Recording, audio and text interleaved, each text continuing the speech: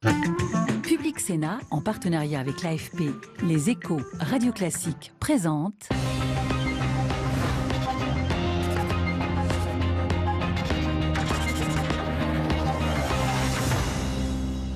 Pierre Gattaz, le président du MEDEF et l'invité de l'épreuve de vérité. Bonsoir Monsieur Gattaz. Bonsoir. Et merci d'être avec nous en ce jour d'actualité chargé sur le plan économique et social à ce rendez-vous que vous propose donc bien sûr Public Sénat en association avec Les Échos, Radio Classique et l'agence France Presse. 3 grandes questions vous seront posées au cours de cette émission. La première par Jean-Francis Pécresse dans un instant. Chômage, plans sociaux, est-ce la rechute? Pôle emploi a livré tout à l'heure le dernier chiffre de 2016, très mauvais. Le nombre de demandeurs d'emploi est reparti à la hausse en décembre, plus 26 000, même si sur l'année, ce chiffre a baissé. Deuxième question que vous posera Oriane Mancini. Fillon, Macron, quel programme économique a votre préférence? Enfin, troisième question, Brexit, Trump, est-ce que vous êtes inquiet de la défiance grandissante vis-à-vis de l'Europe, également de la mondialisation? Vous répondrez là à Guillaume Daudin. Mais d'abord, Monsieur Gattaz, une autre question d'actualité tout de suite. Question où l'emploi est également en cause. Le conseil d'administration d'EDF a donc ouvert aujourd'hui la voie à la fermeture de la centrale de Fessenheim en acceptant l'indemnisation proposée par le gouvernement.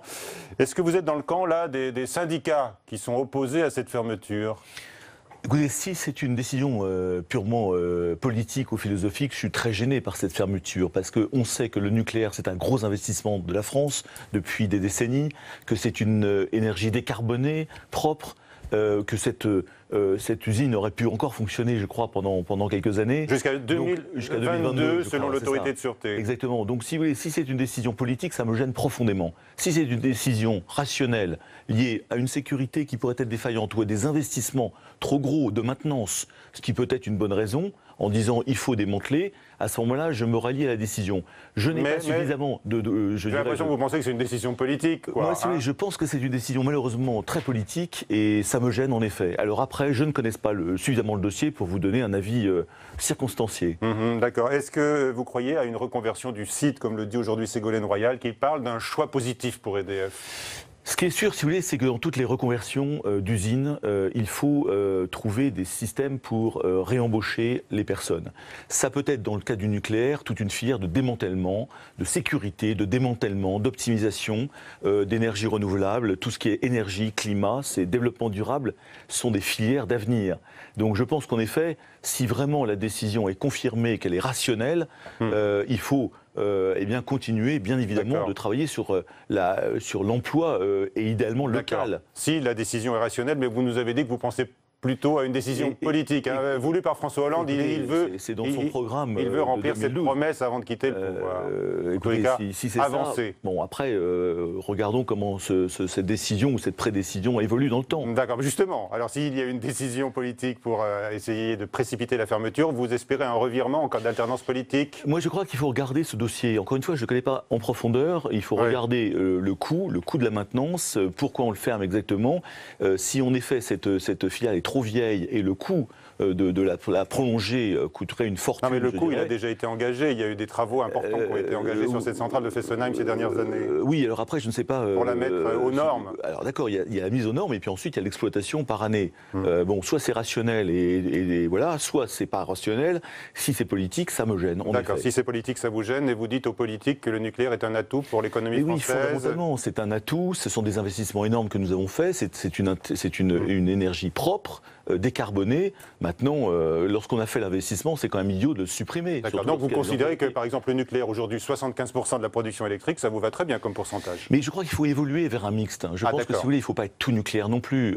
Il faut, en effet, arriver sur les énergies renouvelables, sans sacrifier le parc actuel. Mais en investissant en capitalisant sur ces gros investissements que nous avons faits depuis 30 ou 40 ans. Question d'actualité suite maintenant, Pierre Gattaz, avec Jean-Francis Pécresse qui nous rejoint, le directeur de la rédaction de Radio Classique.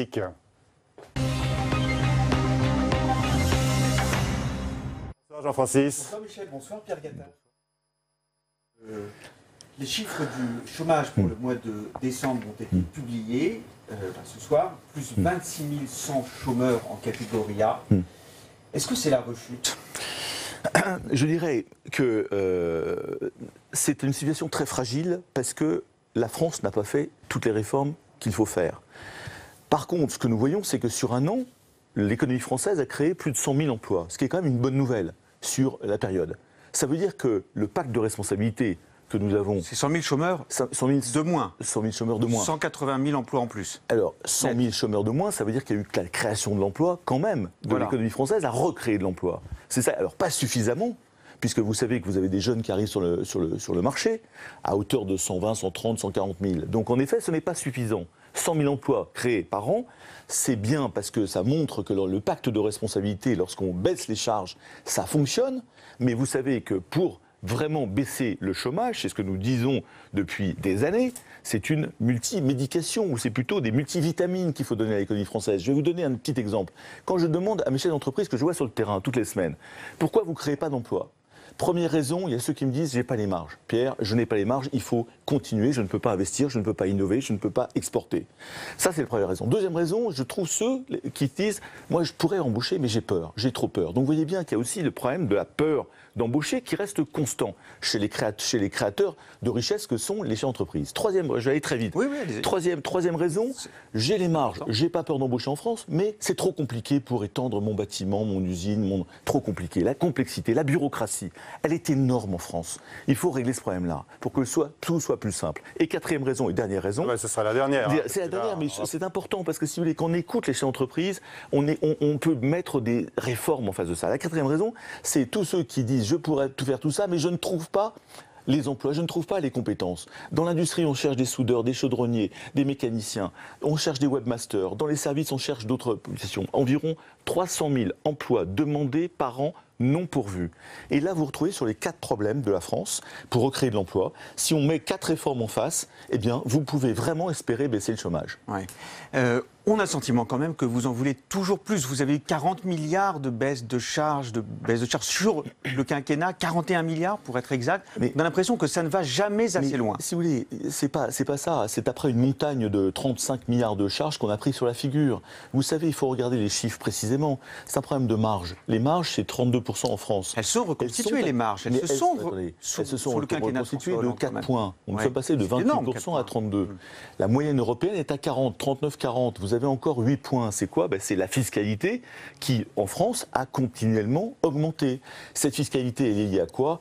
Aux dépenses publiques de fonctionnement qui, vous le savez, atteint des sommets. On est sans doute les champions de l'Europe de ça. C'est 57% du PIB en dépenses publiques. Donc, si vous voulez, tant qu'on ne réglera pas ça avec courage et ambition, c'est-à-dire la baisse des dépenses publiques de fonctionnement, eh bien, nous ne pourrons pas baisser la fiscalité, ni sur les entreprises, ni sur les ménages. Et bon, c'est pas votre faute, quoi. Mais c'est pas ça. Attendez, la faute moi, je prends mes responsabilités. Qu'est-ce que je fais ? Je parle du numérique. J'emmène les PME à l'exportation. Je les emmène en Afrique. Je les emmène en Asie. Je travaille sur le numérique. Je fais des outils de sensibilisation sur le numérique. Je parle d'innovation. Je parle de management. Je parle de parité. Je forme des jeunes des quartiers à l'entrepreneuriat.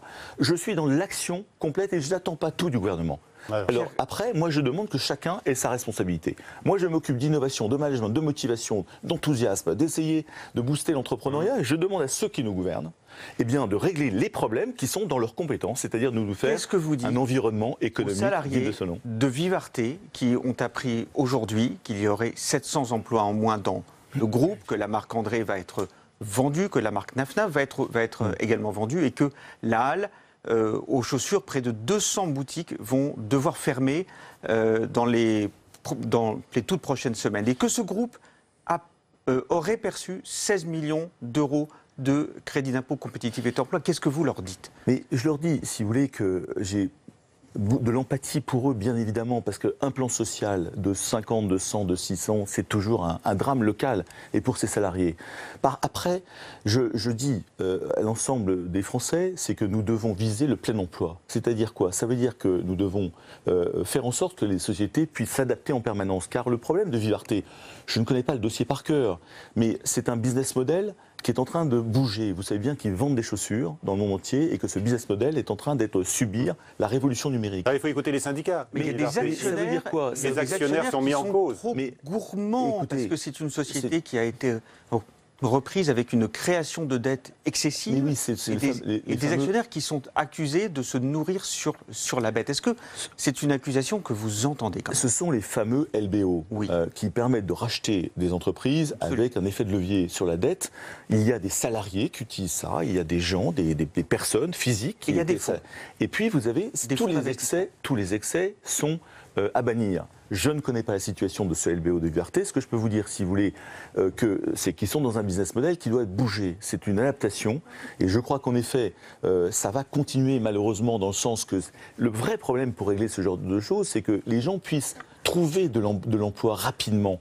C'est que si nous étions sur un marché du travail où il y aurait 5% de chômage, comme en Suisse qui est à 3%, ou à Londres, vous vous rendez compte que ces gens-là, ce ne serait pas un drame parce qu'ils savent qu'ils pourraient repartir très vite. Il y a un management patronal assez humain sur ce dossier-là. 4 patrons en 5 ans et des salariés qui apprennent au fond ces informations au compte-gouttes, qui savent que les magasins ferment, qui ne savent pas combien, qui ne savent pas où. Moi, je crois, si vous voulez, que nous sommes tous dans un monde qui bouge à toute vitesse. Dans toutes les entreprises, c'est vrai pour les chefs d'entreprise qui sont instables et qui sont confrontés à des inconnus. Et c'est vrai aussi pour nos salariés. C'est pour ça, si vous voulez, que ce marché du travail doit bouger, permettre à des gens de créer leur entreprise rapidement, de créer de l'emploi rapidement, de s'adapter en permanence. Ce que je dis, c'est qu'en effet, c'est très triste de voir des plans sociaux comme ça. Mais malheureusement, quelles sont les solutions ? C'est vous contraignez encore, vous interdisez encore, et là, vous allez vous retrouver, en effet, avec des sociétés qui ne vont plus pouvoir s'adapter. Ouais. Donc les chefs d'entreprise n'embaucheront encore moins. Et vous aurez un taux de chômage qui va augmenter. Donc la solution, c'est l'employabilité tout le long de la vie. Il faut que nos salariés, nos collaborateurs comprennent qu'ils auront peut-être 3, 4, 5, 6 métiers, 3, 4, 5, 6, 7 entreprises, qui seront peut-être auto-entrepreneurs ou entrepreneurs à un moment de leur vie. Il faut leur laisser l'économie française, cette agilité, cette adaptation. Et en effet, l'employabilité permettra de recréer de l'emploi face à ces drames. À propos de certaines logiques financières ou des actionnaires, qu'évoquait Jean-Francis, ceux du CAC 40 ont reçu l'an dernier près de 56 milliards d'euros. Écoutez ce que dénonçait ici même à votre place la semaine dernière le secrétaire national du PCF, Pierre Laurent. Les entreprises du CAC 40 ont distribué aux actionnaires 56 milliards d'euros en 2016. Niveau record, ils ont retrouvé le niveau d'avant la crise financière de 2008. Alors qu'on m'explique comment c'est possible que les dividendes continuent d'exploser, mais qu'il n'y a jamais d'argent pour mener des politiques sociales, pour augmenter les salaires. Mais si vous voulez, dans toutes les entreprises de France, j'en ai une, on passe notre temps à tenter de motiver, à augmenter l'intéressement, à faire que les gens soient heureux, motivés, épanouis, employables. Vous avez en effet des cas. Vous avez Whirlpool, vous avez Vivart, vous avez des cas d'adaptation avec des plans sociaux. Mais il y a beaucoup d'entreprises qui sont gérées de façon normale, mais dans l'adaptation. Et donc ce que je dis, c'est que les dividendes, les dividendes, c'est leur rémunération du risque. Nous avons besoin d'actionnaires. Dans tous les pays du monde, l'économie de marché, l'entreprise fonctionne avec des clients, fonctionne avec des sous-traitants, des fournisseurs, fonctionne avec des hommes et des femmes et avec des actionnaires. Donc je dirais que déjà, le dividende est normal. Alors après, est-ce qui est excessif en France sur le CAC 40 ? Je ne sais pas. Je sais que le CAC 40, en effet, sont très internationaux, ont des fonds de pension qui demandent des rentabilités, dont l'État, qui n'est pas celui qui en demande moins. Et après, en effet, la fiscalité française fait que comme elle est très dure sur les dividendes, parmi les plus durs en Europe, en flux et en stock, eh bien, il y a peut-être une distribution plus forte pour compenser une fiscalité plus dure. Après, si vous voulez, voilà, je pense qu'il faut arrêter de diaboliser les dividendes. Les dividendes servent à financer l'économie. Ça marche dans tous les pays du monde comme ça. Et je crois qu'il ne faut pas s'en offusquer. Alors après, en effet, il y a des dérives, il y a des excès qu'il faut condamner. Je ne sais pas si 56 milliards, c'est un excès pour la France. La toute dernière usine française de Whirlpool qui a été rachetée par un Italien qui s'appelle Indesit va être délocalisée à Łódź, c'est en Pologne. Est-ce que vous ne craignez pas, une fois encore, que le marché européen, que les règles européennes soient mises en cause et qu'au fond, les salariés d'Amiens soient victimes d'une forme de dumping européen, de dumping social? Moi, ce que je vais vous dire, c'est que nous sommes dans un monde de transformation. La France a des atouts exceptionnels, extraordinaires, dans plein de filières d'excellence. dans l'aéronautique, dans la santé, dans le tourisme, dans l'industrie 4.0, dans le numérique, formidable, dans plein d'activités. Nous sommes des champions dans beaucoup de filières. Il faut accepter... Mais pas dans le sèche-linge. Mais non, mais dans le sèche-linge, soit ils auraient pu trouver alors une idée comme à la SEB, de mettre de l'Internet, de mettre de l'électronique, de changer et de faire du premium. Mais moi, je ne crois pas au low-cost fabriqué en France, ou alors il faut être très très fort avec des hommes tomates, comme BIC, qui fait du low-cost, mais premium low-cost avec des automates, je crois, en France. Soit il faut accepter, je dirais, de se transformer. Alors le problème qu'on a sur Amiens, c'est que de nouveau un bassin d'emploi qui est touché. Donc nous travaillons sur le MEDEF, au MEDEF, vous savez, nous sommes à 4 mois d'une élection majeure pour la France, nous travaillons sur des doctrines, des propositions.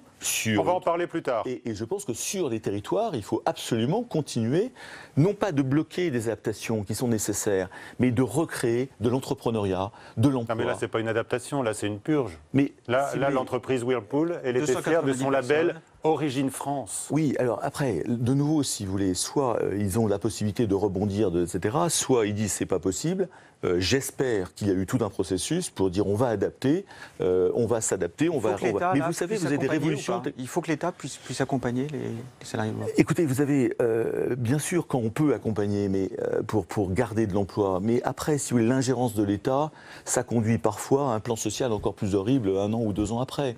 Donc moi, ce que je dis, c'est qu'il faut s'adapter en permanence. Il faut que les chefs d'entreprise français et investisseurs étrangers, et il faut surtout améliorer l'attractivité de la France. L'attractivité de la France, c'est de faire en sorte que nos charges baissent et qu'il y ait une convergence sur le plan des charges au niveau européen et de la fiscalité et sur le plan social. Ça prendra peut-être 5 ou 10 ans, mais il faut travailler sur cette convergence. Pierre Gattaz, je voudrais votre sentiment sur la situation de l'économie française et sur son avenir au cours de l'année 2017-2018, les quelques années à venir. Est-ce que vous avez le sentiment, quand vous voyez que la croissance repart doucement, de manière extrêmement lente, que les investissements ne sont pas tout à fait au rendez-vous, que nous continuons de perdre des parts de marché en Europe, est-ce que vous avez le sentiment que ça patine toujours ?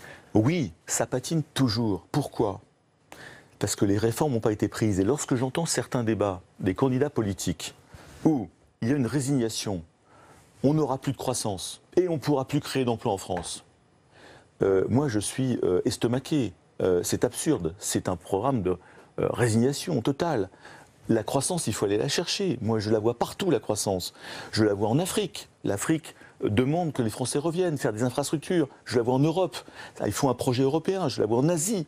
Je la vois dans le numérique. Je la vois dans le tourisme. La croissance, on ne peut pas se résigner en France à avoir 1% de croissance, c'est faux. On peut avoir durablement au-delà de 2%. Je vais essayer de le prouver avec mes études au niveau du MEDEF. Ça, c'est la première chose. Deuxièmement, l'emploi, il y en a de partout, potentiellement. Sauf que ceux qui peuvent créer de l'emploi, les chefs d'entreprise, il n'y a qu'eux qui peuvent créer de la richesse, de la croissance et de l'emploi. Qu'on leur pose leurs problèmes. Pourquoi vous ne créez pas de problème ? Et parce qu'ils ont peur, parce que c'est trop compliqué, etc. Donc si vous avez un chef d'État qui arrive en mai et qui dira « moi je fais confiance aux chefs d'entreprise », je leur fais confiance. C'est très important. Deuxièmement, voilà les 4 réformes que je vais faire. Eh bien, je peux vous dire que les chefs d'entreprise de toute taille repartiront vers l'exportation, vers le numérique. Alors Il y aura de nouveau un renouveau de la France qui a tous les atouts pour réussir. On sait déjà ce que certains candidats à la présidentielle nous disent. Vous allez pouvoir juger leur programme dans un instant. Merci beaucoup, Jean-Francis, puisque c'est maintenant Oriane Mancini de Public Sénat qui arrive pour la deuxième partie de l'épreuve de vérité. Monsieur Gattaz. Très bien.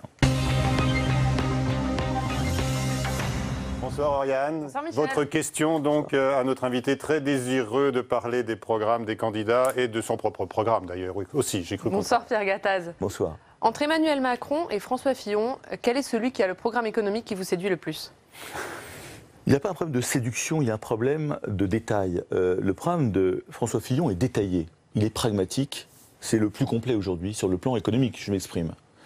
Je ne vois pas grand-chose de la part d'Emmanuel Macron. Je vois quelques phrases, quelques brides de propositions, mais je ne vois pas de programme complet et pas la cohérence. Donc j'attends encore de voir si Emmanuel Macron arrivera sur un programme détaillé, notamment sur le plan économique. Alors le programme de François Fillon, il est certes détaillé, mais vous l'avez critiqué, notamment sur la suppression des 500 000 fonctionnaires. Alors justement, est-ce que vous maintenez cette critique ? Non, c'est pas. Et sinon, est-ce que vous pouvez nous expliquer ce que vous avez voulu dire ? Vous avez dit, oh là, il va mettre le feu au pays des fonctionnaires. Quel est le problème ? C'est une critique, ça. Quel est le problème ? Il faut fondamentalement que tous les candidats parlent des dépenses publiques et de la réduction des dépenses publiques. Ça, c'est fondamental.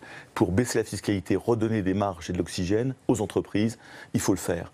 Nous avons plein d'idées pour le faire et on peut le faire avec les fonctionnaires directement. C'est ça que j'ai voulu dire. C'est que c'est très bien d'annoncer un objectif, c'est formidable et il faut le faire. Et bravo, il l'a annoncé. Vous dites bravo, moins 500 000. Mais non, je ne dis pas bravo, moins 500 000, je dis bravo de dire il faut réduire les dépenses publiques. Alors après, que ça fasse 100 000, 200 000, 500 000 ou 700 000, on verra. Alors après, pour réduire, comme dans nos entreprises, qu'est-ce que nous faisons lorsque nous avons des adaptations à faire ? Eh bien, nous le faisons avec les fonctionnaires eux-mêmes. Mon seul propos sur cette conférence de presse, c'était de dire 500 000 fonctionnaires, il faut expliquer comment on fait, et il faut le faire avec les fonctionnaires. Pourquoi je dis ça ? Parce que quand vous interviewez des infirmières, des médecins, dans les hôpitaux notamment, ils disent, mais nous, on voit plein de problèmes, plein de dysfonctionnements, et on n'arrive pas à le remonter à la hiérarchie. En clair, vous demandez à François Fillon de revenir sur sa proposition de supprimer 500 000 fonctionnaires. Mais pas du tout. Je dis, mais non, là, vous n'avez pas compris. Non, je dis qu'il faut... Mais non, c'est une problème d'exécution et de méthode. Quand vous êtes dans une entreprise, vous prenez une décision. Qu'est-ce que vous faites ? Vous l'expliquez, cette décision. C'est un problème de méthode et pas de fond. C'est un problème de méthode. C'est un problème de méthode. Mais pourquoi ? Parce qu'il faut que ça passe, cette méthode. Il faut expliquer comment on va faire. Pas de brutalité. Pourquoi ? Mais pas de brutalité, parce que je pense qu'en effet... Ça, c'est le conseil à François Fillon. Mais ce n'est pas un conseil. Je me permettrai pas de C'est une injonction, alors. J'ai juste vécu la loi El Khomri, version 1 de janvier. Qu'est-ce que j'ai vu ? J'ai vu une loi qui était allée plutôt dans le bon sens en janvier, qu'on a appelée la version 1.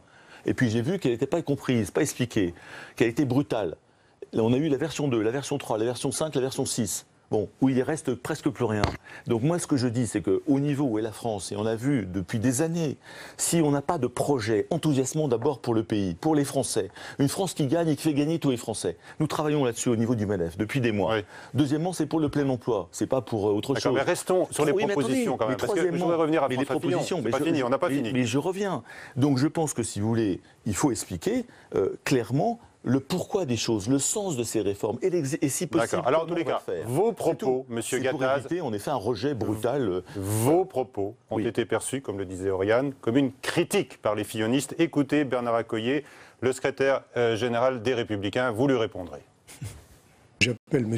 Gattaz à lire le programme de François Fillon. Manifestement, il ne l'a pas lu correctement, il n'en a pas compris l'esprit. Deuxièmement, j'entends toujours M. Gattaz se plaindre de l'excès de dépenses publiques. Le candidat qui veut la diminuer, la ramener à un niveau juste normal, il le critique. Si M. Gattaz ne lit pas bien le programme et fait des déclarations qui me paraissent tout à fait déplacées, d'ailleurs, il ne s'agit pas de supprimer des fonctionnaires. Je m'élève contre cette formule. C'est la réduction du nombre de postes d'emploi public. Mais c'est très bien, il faut faire de la pédagogie, comme il vient de le faire dans sa dernière phrase. Bravo, formidable. Parce que pourquoi ? Je vais vous dire. On me dit, mais c'est pas ton problème l'exécution, la méthode. Je dis, mais si, c'est notre problème de chez l'entreprise. Qui sont ceux qui souffrent ? Qui sont ceux qui sont victimes des politiques ? Lorsqu'il y a 3 millions de personnes dans la rue, des grèves dans tous les sens, les salariés ne peuvent pas venir, vous désorganisez, vous enlevez des points de croissance. Qui c'est à qui on augmente les contraintes des obligations ? C'est encore les chefs d'entreprise. Donc je dirais, nous subissons parfois, malheureusement, des manques d'explications. Donc nous souhaitons en effet, ce programme économique de François Fillon nous paraît détaillé, nous paraît pragmatique, nous paraît courageux. Ce qu'il faut juste, c'est qu'on l'explique un peu mieux. D'accord, plus d'explications, plus de pédagogie de François Fillon, c'est ça que vous demandez. Pour éviter le syndrome de la loi El Khomri de janvier 2016 que j'ai subi. Voilà. Pas expliquer, ça c'est plus compliqué. D'accord. Est-ce qu'il est vrai que suite à cette déclaration, Pierre Gattaz, vous avez envoyé un SMS à François Fillon pour vous excuser ? Mais oui, parce que si vous voulez, vous savez... Pour vous excuser. Mais c'est une explication, si vous voulez. C'est pour essayer d'expliquer qu'en effet, moi je suis juste sur la méthode. Et encore une fois, dans nos entreprises, nous faisons du management toute la journée, d'adaptation. Nous sommes en adaptation perpétuelle dans nos entreprises. La France a besoin d'une adaptation. Donc moi, ce que je dis, mais très humblement, c'est qu'il faut le faire avec les gens, avec les Français. Pour ça, c'est montrer une vision positive de la France à 5-10 ans. On peut tout faire, on a les atouts, on peut faire 2% de croissance, on peut revenir au plein emploi. Et ensuite, comment on fait ? Le partager, le faire avec les compatriotes. Et sur la fonction publique, en effet, je pense que, encore une fois, ce n'est pas une leçon, c'est un conseil, c'est une recommandation, c'est ma façon de voir. Je pense qu'il faut associer les gens aux adaptations. Vous allez le rencontrer, François Fillon, pour lui dire tout ça ? Mais oui, mais je lui ai déjà dit, ils le savent, parce que c'est ma méthode depuis 4 ans. Et c'est comme ça que j'ai géré ma société radiale depuis 25 ans. Et figurez-vous que ma société radiale, j'ai gardé 4 usines en France et une 5e que j'ai créée, parce que j'ai associé mes salariés aux idées, à la résolution des problèmes. Ça s'appelle du lean management, ça s'appelle du management, ça s'appelle de la motivation, ça s'appelle et vous associez les gens, et les gens sont heureux, ils sont fiers de participer au succès. Et bien c'est comme ça que dans un marché des composants électroniques extrêmement difficile et compétitif, j'ai gardé 5 usines en France sur 9 et on exporte 90% de notre chiffre d'affaires. C'est tout. Et je pense que c'est une question de méthode et d'explication, c'est tout. Vous avez rencontré Pierre Gattaz, Gérard Larcher, qui est la caution sociale de François Fillon. Que vous êtes-vous dit ? J'ai rappelé tout ça. Il vous a rassuré, lui, j'ai dit, sur la méthode ? On a parlé de cette méthode.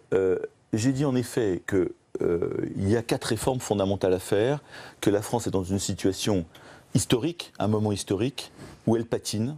Et si en mai, juin, il ne se passe pas les bonnes choses, on va continuer de décrocher. Ce serait quoi les mauvaises choses ? Les mauvaises choses, c'est que les réformes ne se fassent pas. Non, mais attendez, sur le plan électoral. Mais écoutez, que des gens, je dirais, ne donnent pas la confiance aux chefs d'entreprise, ne suscitent pas la confiance. La confiance, c'est 50% du business, c'est 50% de la croissance.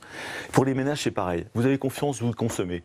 Un chef d'entreprise, il ne fait pas la grève. Qui vous fait le plus peur ? Il ne fait pas la grève, un chef d'entreprise. Qui vous fait le plus peur parmi les candidats, là ? C'est pas une question de peur, c'est une question de cohérence de programme économique. Qui, alors ? Si vous voulez, moi, Qui Si vous voulez, dans ce monde de 2016, d'une économie ouverte, globalisée, moi je crois que la croissance, il faut aller la chercher. Le plein emploi. Non mais ça vous nous l'avez dit. Est-ce que vous allez vous engager dans la campagne Pierre Gattaz ? Est-ce que vous allez prendre une position pour ou contre un candidat ? J'aimerais que les candidats parlent de croissance à générer. J'aimerais que les candidats disent on ne peut pas aller au plein emploi. J'aimerais que les candidats disent les seuls qui peuvent créer de la croissance et de l'emploi, c'est l'entreprise. L'entreprise, c'est la clé de tout. Et j'aimerais que les candidats de gauche et de droite, pour éviter de donner des noms, nous disent ça. Est-ce que vous allez vous engager ? Est-ce que vous allez vous positionner clairement ? La France est une Formule 1. Est-ce que vous avez entendu la question ? Est-ce qu'on va se positionner ? Oui. Je ne me positionnerai pas, je l'ai déjà dit, je ne prendrai pas position. Par contre, je vais continuer de regarder les programmes économiques. Je peux vous dire que le plus détaillé aujourd'hui, le plus pragmatique, c'est celui de François Fillon, que j'attends beaucoup d'Emmanuel Macron, parce que je n'ai rien ou presque rien aujourd'hui. Vous attendez parce que vous avez beaucoup d'espoir aussi. Mais parce qu'il n'est pas encore sorti, donc voilà. Et vous avez dit que ce qu'il dit est tout à fait intéressant. Mais c'est intéressant sur l'aspect, vous connaissez la personnalité de Macron, il y a des gens qui aiment, il y a des gens qui aiment moins, voilà, après c'est des questions de personnes, mais sur le programme en tant que tel... Vous l'aimez ? Mais non, écoutez, c'est un problème économique. Si vous vous souvenez, il était venu dire j'aime l'entreprise lors de votre université. Écoutez, ça c'est Manuel Valls qui est venu dire j'aime l'entreprise. Lui aussi, ils disent la même chose pour le coup. Voilà, effectivement, le Premier ministre l'a répété hier soir. Non, mais il faut être précis. Si vous voulez, on parle d'une présidence de la République française, dans une situation où la France est en train de décrocher doucement mais sûrement, et qu'il faut faire des réformes solides, rationnelles, pragmatiques, autour de l'économie, autour de l'entreprise. Si on veut régler le problème du chômage et un certain nombre d'autres choses, redonner l'espoir aux Français, eh bien c'est par l'emploi. L'emploi, c'est l'entreprise. Donc c'est tout. Ceux qui parlent de l'entreprise, j'espère qu'ils en parlent comme ça, et en effet, ça fonctionnera. Ceux qui n'en parlent pas du tout, ou si c'est uniquement pour dire on va contraindre, on va augmenter les impôts, on va augmenter les dépenses, eh bien ça, non, je suis désolé, parce que là, vous allez vous retrouver avec un taux de chômage immense et des chefs d'entreprise qui vont être complètement démotivés. Alors justement, de ces candidats à l'élection présidentielle, vous allez recevoir Pierre Gattaz quand ? Écoutez, il est prévu qu'on fasse des matinées avec la dizaine ou la douzaine de candidats majeurs, je dirais, et ceux, idéalement, qui auront eu leur investiture, en fait, leur signature. Il y a des dates ? Vous avez une date de prévue ? Je pense que ce sera à partir du 15 mars, 12 mars, 15 mars, jusqu'au 15 avril. Est-ce que pour vous, il y a une ligne rouge à ne pas franchir quand vous les entendez ? Comme celle notamment de laisser filer les déficits, ce qu'on entend chez beaucoup de candidats. Mais oui, écoutez, on est arrivé trop loin. La sphère publique est obèse en France, et ceux qui portent cette sphère publique, c'est les entreprises. Donc il faut réduire cette sphère publique, et il faut le faire avec beaucoup d'explications. Et quand vous entendez... Après, vous avez autre chose. Je reviens sur mes 4 réformes. Vous avez donc la fiscalité améliorée pour augmenter les marges des entreprises. J'appelle que la croissance, il faut aller la chercher. Pour aller la chercher, ça veut dire exporter, ça veut dire investir, ça veut dire s'automatiser, ça veut dire embaucher. Tout ça, vous avez besoin de marge. Si vous n'avez pas les marges, vous ne pouvez pas le faire. Et deuxième grand bloc, le social. Il faut faire en sorte de déverrouiller ce marché du travail qui est encore très anxiogène. Et après, il faut faire du marketing de la France. Car qu'est-ce que vous dit les étrangers, qu'ils soient chinois, japonais, américains? J'étais encore avec eux ce matin. Vous savez, les Français, doucement vous décrochez. Vous n'êtes pas attractifs. Donc il faut rendre la France attractive pour que des jeunes talents indiens, chinois, américains viennent en France, pour que des investisseurs viennent en France. Tout ça, il faut réformer la fiscalité, on sait exactement ce qu'il faut faire, et le marché du travail. Alors vous avez cité les responsables politiques qui ont dit « j'aime l'entreprise », donc François Fillon, Emmanuel Macron, bien sûr, Manuel Valls, encore hier soir, n'est-ce pas, Oriane? Vous n'avez pas cité Benoît Hamon, pourtant c'est lui qui a le vent en poupe chez les électeurs socialistes. Et lui, il annonce la fin du travail et il propose un revenu universel. Vous le rangez dans quelle catégorie? La catégorie des programmes absurdes. Absurdes et idéologues. Pourquoi? Parce que le constat qu'il fait, c'est qu'il n'y a plus de croissance et il n'y a plus d'emploi. C'est faux. La croissance, encore une fois, il faut aller la chercher dans les entreprises. Moi, j'ai passé 7 ans à essayer de trouver Boeing avec une rentabilité faible, en investissant avec des ingénieurs. Je l'ai fait. Maintenant, ça va beaucoup mieux. J'ai généré de la croissance pour mon entreprise. Un pays, il faut aller générer de la croissance. On sait où elle est. Et deuxièmement, l'emploi. Je peux vous dire qu'on peut descendre à 5 ou 6% de chômage. Pourquoi? En libérant les talents, libérant les énergies. Alors après, si vous voulez, en effet, Benoît Hamon est beaucoup plus sur il n'y a plus de travail, les robots, donc il veut taxer tout. Il veut tout taxer. Les robots. Non, mais il n'y a pas que ça. Ils vont enlever les 40 milliards du pacte de responsabilité, allons-y. Et puis, je ne sais pas comment il va faire. Donc, si vous voulez, c'est une économie totalement administrée. Idéalement, pour lui, je crois, sans entreprise, ce sera encore mieux. Donc, si vous voulez, là, je suis très angoissé. Enfin, angoissé dans le sens, sur le plan irréalisme du programme, qui n'existe pas sur le plan économique. C'est juste de dépenser plus et c'est de taxer encore plus tout ce qu'on peut. Alors que notamment c'est exactement alors, les robots, vous seriez un gros contributeur chez Radial. Mais les robots, si vous voulez, il faut savoir. Il faut savoir, les robots, là encore, si vous voulez, les gens qui n'ont pas mis les pieds dans une entreprise, qui n'ont jamais géré des entreprises, ont des concepts incroyables. Les robots, les Japonais, les Allemands, les Suédois ont beaucoup de robots. Énormément de robots. Ça leur permet de faire de l'excellence opérationnelle et donc de trouver de la croissance, de prendre des parts de marché. Ce sont des pays qui sont très automatisés, très robotisés, qui ont des taux de chômage faibles. Le revenu universel, un mot? Absurde aussi, pour vous. Pire. Mais écoutez, tout salaire mérite travail, je dirais, que dire... Parce qu'il y a plus et le revenu décent proposé par Manuel Valls, qui lui fait le lien avec le travail et l'insertion, ça vous convient? Mais que temporairement, on aide des gens en transition entre 2 emplois, bien évidemment, à se former, à retrouver un travail, c'est fondamental. Mais dire aux jeunes, aux populations... Le revenu décent, vous pourriez dire oui. Mais le revenu décent, temporaire et, je dirais, bordé, ce qu'il faut, c'est tendre vers le travail, c'est remettre les gens dans le travail. Allez, toute dernière question. Non, mais j'insiste là-dessus, c'est fondamental. Le travail. C'est une philosophie. Mais le travail, c'est une philosophie. C'est l'épanouissement de l'homme, c'est la fierté de l'homme, le travail. On le bafoue depuis des années en France. Les peuples émigrent vers l'Europe, notamment, et parce qu'ils cherchent du travail. Donc le travail, c'est essentiel. Il faut arrêter de dire... Pierre Laurent, qu'on a entendu tout à l'heure, promet une mobilisation dans la rue après la présidentielle, quel que soit le résultat, pour peser. Est-ce que vous craignez un 3e tour social ? C'est pour ça que je dis, partageons une vision d'une France vertueuse, partageons-la largement, l'importance de l'entreprise, écoutons ceux qui peuvent créer de la richesse et de l'emploi. Vous avez un pays formidable avec des atouts extraordinaires qu'est la France, vraiment extraordinaire, on a une chance inouïe. Cultivons cette chance, développons ces filières d'excellence. Et ce qui me rend optimiste, c'est que vous avez 60% de jeunes aujourd'hui qui veulent être entrepreneurs. Et ça, c'est extraordinaire. Et que les citoyens français mettent l'institution PME en tête des institutions les plus crédibles. Ça veut dire que la France est en train de basculer vers un pragmatisme, un bon sens. Ah, donc vous ne croyez plus les grandes manifestations de rue ? Écoutez, je pense qu'il faut faire beaucoup d'explications. Je reviens sur la pédagogie. Merci beaucoup. Merci Michel. Oriane, 3e partie de l'émission maintenant avec Guillaume Daudin de l'AFP qui nous rejoint pour vous poser une question, Monsieur Gattaz. Très bien. L'épreuve de vérité avec l'AFP. Bonsoir Guillaume. Bonsoir Monsieur Gattaz. Il y a eu le Brexit en juin, l'élection de Donald Trump, il est président depuis quelques jours. Vous êtes inquiet, vous, du rejet croissant, grandissant contre l'Union européenne, la mondialisation ? Oui, je suis inquiet. Je suis inquiet parce que la mondialisation, c'est une chance, en tout cas pour la France. Et je le prouve tous les jours par ma société Radial, qui exporte 90% de sa production. Donc, je dirais que se recroqueviller sur nous-mêmes, c'est une très mauvaise solution. Beaucoup de filières d'excellence française, d'entreprises françaises exportent. C'est elles qui réussissent le mieux d'ailleurs. Donc, si on commence à avoir un syndrome, je ferme les frontières, je le vois aux États-Unis, et ça pourrait donner des bonnes idées en France. Non, la mondialisation, c'est l'ouverture, c'est l'opportunité de croissance. Alors après, si vous voulez, ce que je reçois comme signal faible, quelque part, du Brexit et de Trump, c'est vous avez deux populations. Vous avez ceux qui sont dans les métropoles, qui profitent de l'exportation, de la croissance, du numérique, tout va bien, et ceux qui sont dans les régions, dans les territoires, qui sont souvent oubliés ou délaissés. C'est eux qui ont fait ces votes-là. Moi, je crois, si vous voulez, alors c'est une des raisons, et je crois qu'il faut faire attention en France. C'est pour ça qu'au MEDEF, nous travaillons aussi actuellement ardemment pour dire il ne faut pas qu'il y ait les métropoles d'un côté avec la croissance et puis des tas de territoires désertés. Donc nous cherchons des moyens pour garder de l'emploi ou les recréer surtout, parce que les garder artificiellement, ça ne marche pas. Vous êtes rattrapé un jour ou l'autre par la patrouille. Donc il faut, avec les moyens numériques, le haut débit numérique, avec le télétravail, avec l'entrepreneuriat, de susciter des créations d'entreprises, des commerces qui peuvent... Donc dans toutes ces régions un peu désertées en France où il y a des taux de chômage élevés, je pense qu'on peut trouver des choses, des moyens. Quand Donald Trump fait des tweets et parle de Ford, de General Motors, c'est que Ford, du coup, plus ou moins directement suite à ces tweets, décide de garder une usine aux États-Unis et de ne pas la faire au Mexique. Vous applaudissez, du coup, vous parlez de l'emploi local qui reste. Si vous voulez, bon, après, c'est les États-Unis et c'est la méthode de M. Trump. Tant mieux s'il arrive à faire... C'est une méthode que certains réclament en France aussi. Et la revendiquent. On pense par exemple à Arnaud Montebourg, il était un peu sur cette ligne-là. D'ailleurs, il s'est comparé à Trump. Non mais attendez, qu'on cultive le patriotisme économique français. Moi, je dis bravo. Oui, il faut le faire.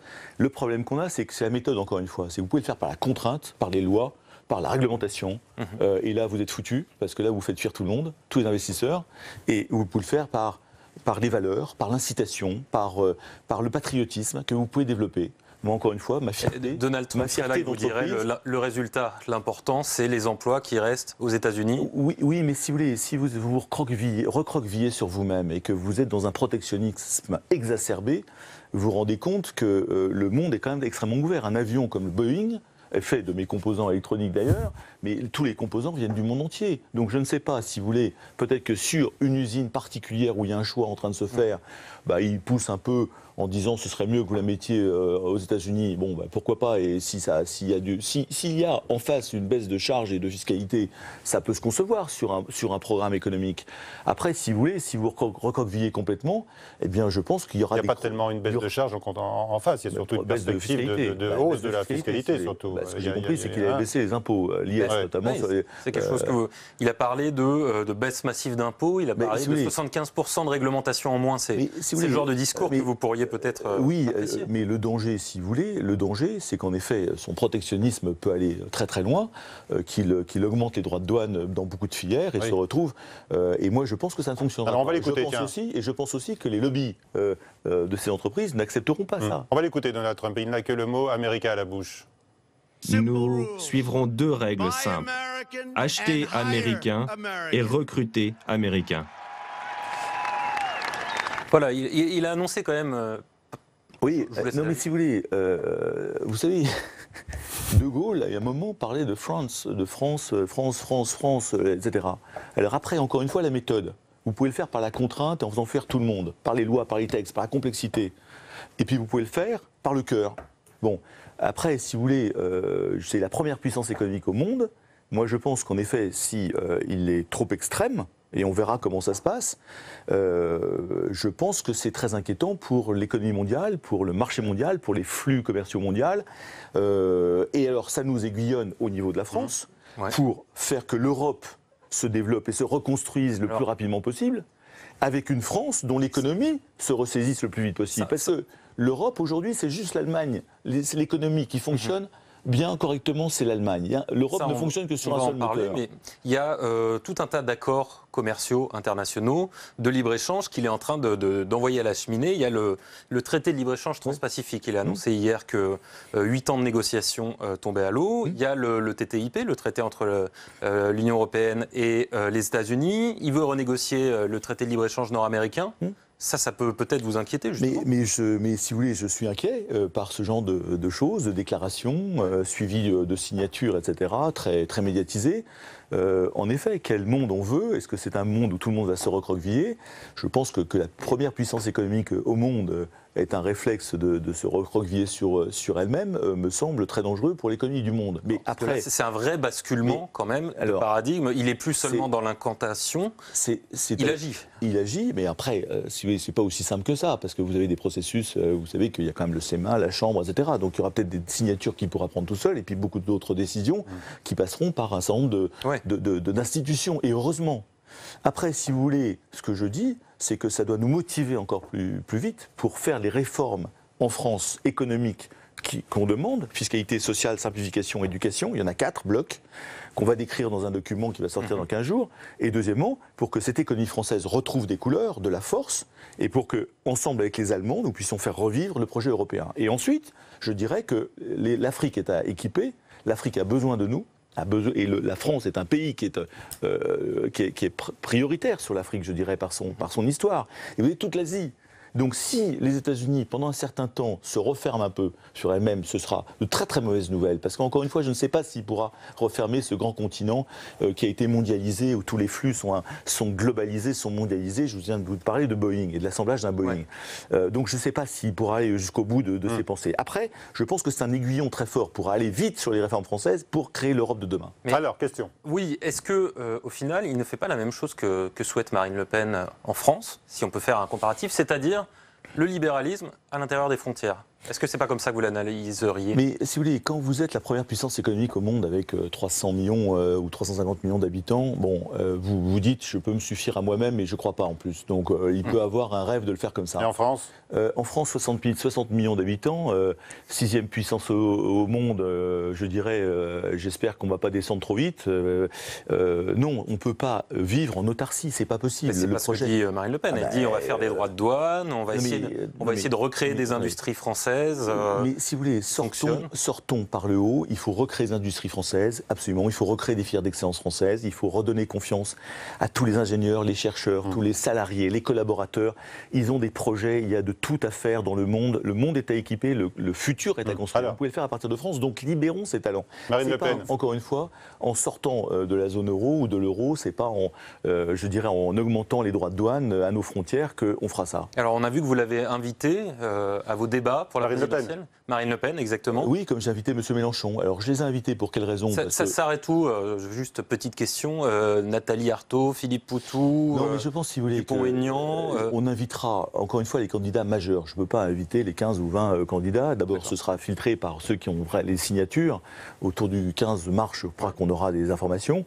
Ensuite, l'idée, c'est de questionner ces candidats. Marine Le Pen, c'est un peu nouveau pour le MEDEF. Oui, on a vu des critiques de la personne qui était avant vous, Laurence Parisot. Oui, mais si vous voulez, vous pouvez...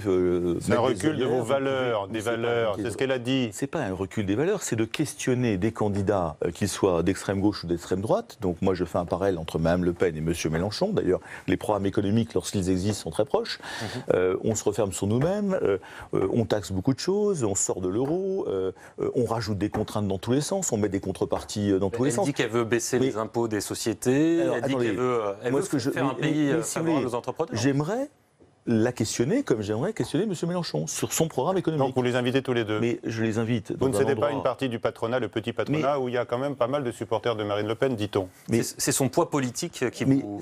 Mais vous avez des gens qui votent, je ne sais pas quelles sont les estimations, entre 20 et 30%, et je trouve que c'est intéressant de questionner pour démonter le programme économique de ces partis extrêmes qui c'est plus tellement un questionnement alors. C'est un questionnement, puisqu'en fait, il y aura 3 chefs d'entreprise qui devraient les questionner pendant 1 heure. C'est ça l'idée, c'est qu'on comprenne, qu'on propose les bonnes questions. Comment elle va c'est risqué de cautionner peut-être. Mais c'est pas questionner, c'est qu'une fois que vous avez des réponses, elles sont bonnes, elles sont bonnes. Si elles sont mauvaises, et moi ce que j'ai vu depuis quelques années, aussi bien du programme de M. Mélenchon que du programme de Marine Le Pen, c'est qu'on revient sur les folies du programme commun de la gauche de 81. C'est le SMIC à 60 ans, comme moi j'adore, c'est qui va payer, comment on paye, c'est augmenter le SMIC. Mais bravo, formidable. Mais qui va payer? Comment on paye? La compétitivité de la France, comment on fait?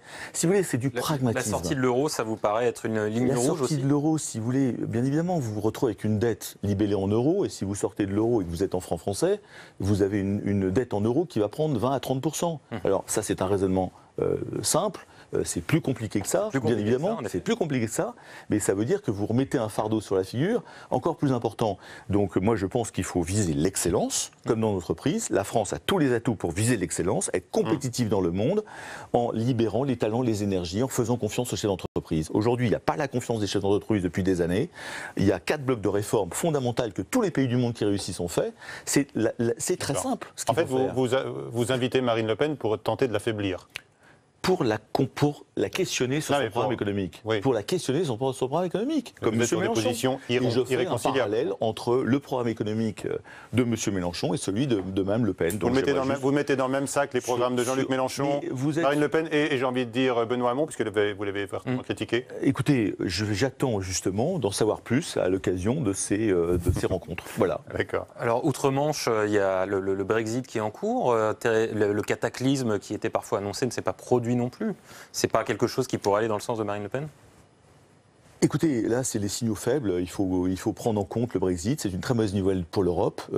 Après, est-ce que la France pourra profiter de places financières qui pourraient venir à Paris? Vous l'espérez? Vous revenez sur l'attractivité de la France. Il y a une opportunité fantastique pour la France de récupérer des filières d'excellence mondiales.